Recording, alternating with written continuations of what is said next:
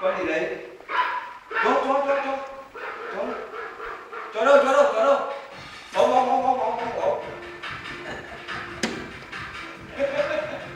Chó đâu? Chó bóng kìa, bóng chó đâu? Kia cơ mà. Đấy, bóng đấy nhỉ? Lý. Được chưa? Alo. Thế, alo.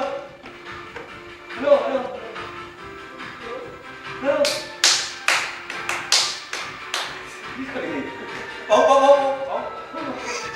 Chó con đâu? Chó con. Đấy á? Chó con này á? Đấy. Không ngã.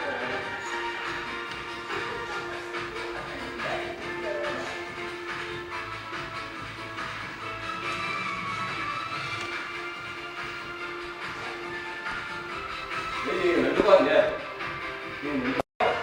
Mèo. Đấy. Mèo.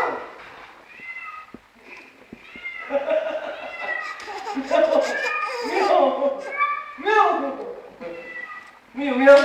Bác ơi. Đúng rồi, mèo. Đúng rồi, mèo. Mèo ơi.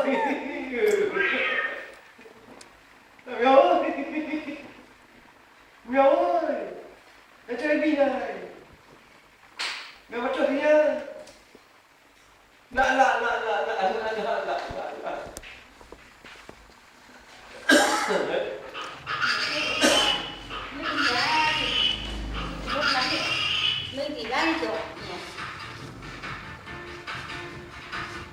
Nó coi đâu, nó ăn đấy nhỉ?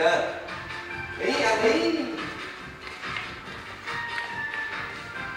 Thôi để cô hiểu các bạn sao mà cứ nhìn vào.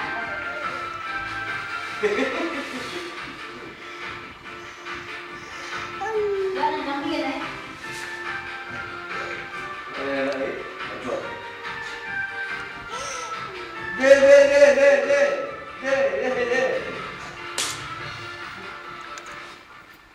Ghê đâu? Đấy. Ghê bảo sao? Nó bảo cái à? Đấy.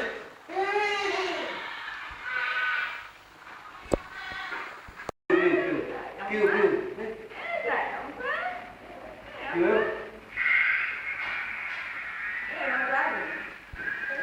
Kêu. Đi dậy. À, rồi. Con kiến. Đấy. Cái đấy con gió. Con kiến lúc đấy con đứng. Đâu con gì đấy? Con gì? À, đặt trên đấy, ngồi ở đấy. Đấy, tập đi. Chết chưa?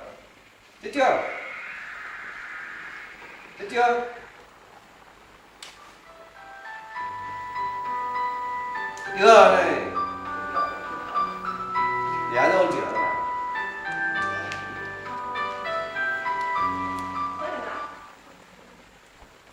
Đúng rồi chưa? Mới đấy.